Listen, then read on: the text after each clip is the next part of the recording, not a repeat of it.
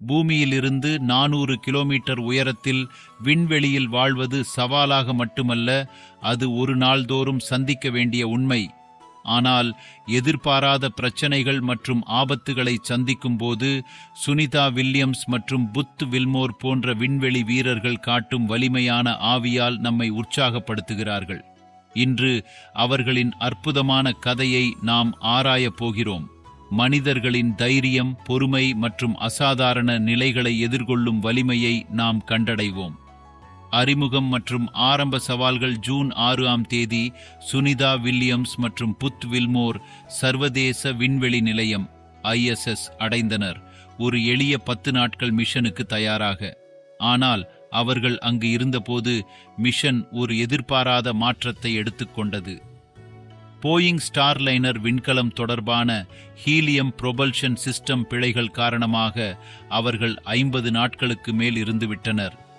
இந்த எதிர்பாரா நிலைகளை நிமிர்த்தி வில்லியம்ஸ் மற்றும் வில்மோர் அவர்களின் மன உறுதி மற்றும் கவனத்தை சீராக வைத்துக் கொண்டனர்.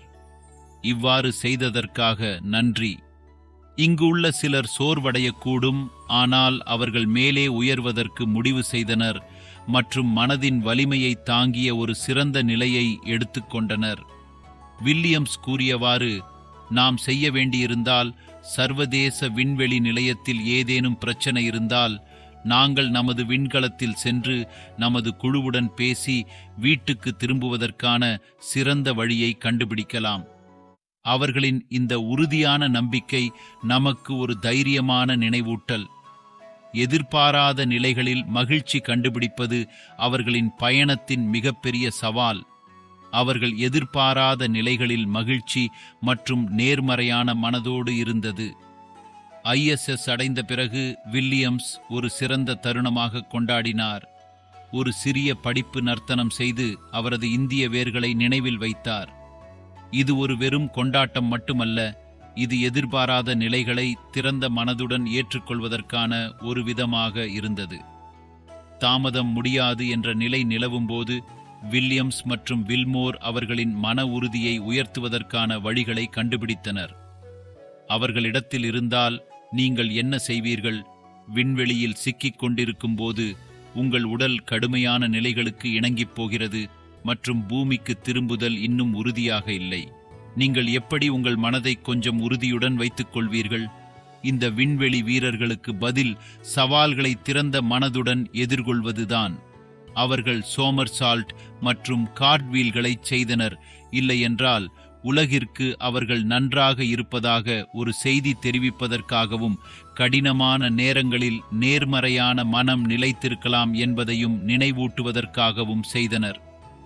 பூமியில் தொடர்பு வைப்பது மற்றும் உடல் நலனை பராமரித்தல். அவர்கள் மகிழ்ச்சியான தருணங்களை தாண்டி வில்லியம்ஸ் மற்றும் வில்மோர் பூமியில் உள்ள வாழ்க்கையுடன் தொடர்பு வைப்பதற்கான வழிகளை கண்டுபிடித்தனர். பாரிஸ் ஒலிம்பிக்ஸ் முன் அவர்கள் உலகெங்கும் உள்ள வீரர்களுக்கு ஒரு அஞ்சலி செலுத்தினர். வில்லியம்ஸ் ISS இல் ஜிம்னாஸ்டிக்ஸ் நிகழ்வை நடத்தினார்.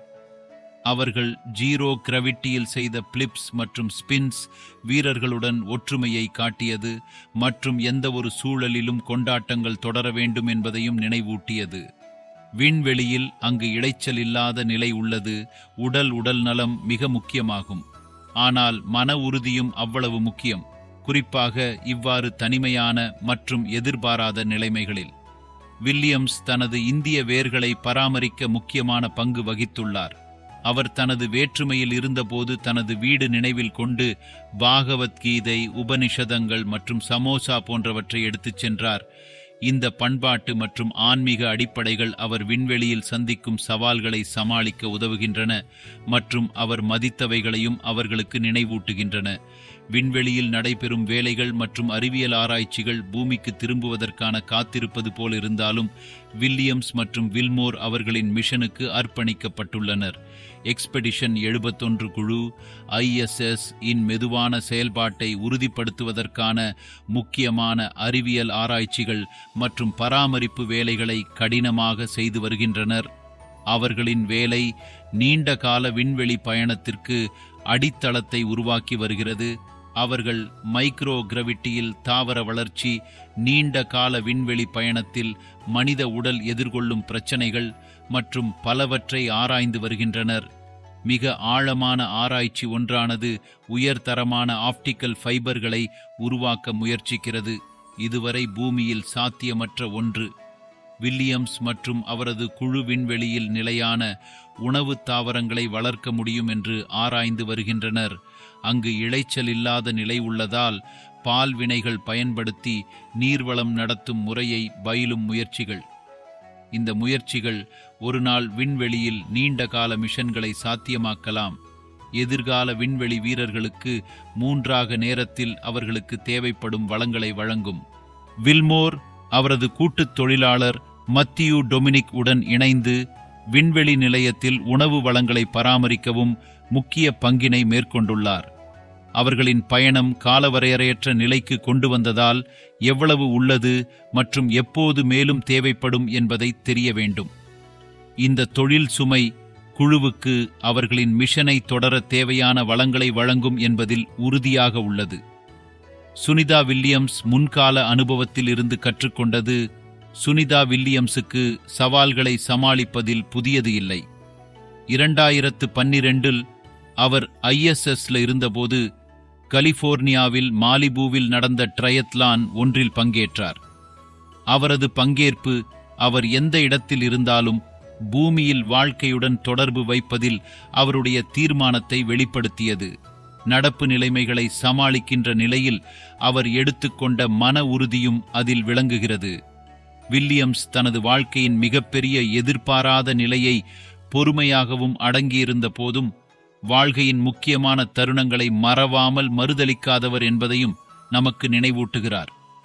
அவர் மற்றும் வில்மோர் அவர்களின் மிஷனை தொடர்ச்சியாக இருக்கும்போது அவர்கள் இது சாத்தியமல்லாததாக அமைவது என்ற நம்பிக்கை கொண்டுள்ளனர். அவர்கள் இங்கே தங்கியிருக்கவும் தங்களது வரம்புகளை பரிசோதிக்கவும் மற்றும் சாத்தியமானவற்றின் எல்லைகளை தாண்டியிருக்கவும் முடிவெடுத்துள்ளனர். முடிவு சுனிதா வில்லியம்ஸ் மற்றும் புத் வில்மோர் அவர்களின் பாதுகாப்பான மீள்வை ஆவலுடன் காத்து கொண்டிருக்கும் போது மனித மனத்தின் அற்புதமான வலிமையை நமக்கு நினைவூட்டுகிறார்கள். இந்த விண்வெளி வீரர்கள் கடைசி எல்லையை ஆய்வு செய்வதுடன் மட்டுமல்ல, அவர்கள் எவ்வாறு வாழ்க்கையின் மிகப்பெரிய சவால்களை தைரியத்துடன், நேர்மறையான மனதோடு மற்றும் நம் திறனின் மீதான அடங்கிய நம்பிக்கையுடன் எதிர்கொள்வது என்பதையும் நமக்கு கற்றுக் கொடுக்கிறார்கள். இறுதியில் நமது கடைசி தருணங்கள் எப்போது வரும் என்பது நமக்கு தெரியாது. ஆனால் வில்லியம்ஸ் மற்றும் வில்மோர் நமக்கு காட்டியதைப் போல பயம் அல்ல, மாறாக எதிர்பாராத நிலைகளை எதிர்கொள்வதற்கான உற்சாகத்தை கொண்டு வாழ வேண்டும். நீங்கள் இதை கண்டு மகிழ்ந்தீர்கள் மற்றும் நினைவில் கொள்க, ஆராய்ச்சியின் மற்றும் பொறுமையின் ஆவி எங்களுள் ஒவ்வொருவருக்கும் இருக்கிறது.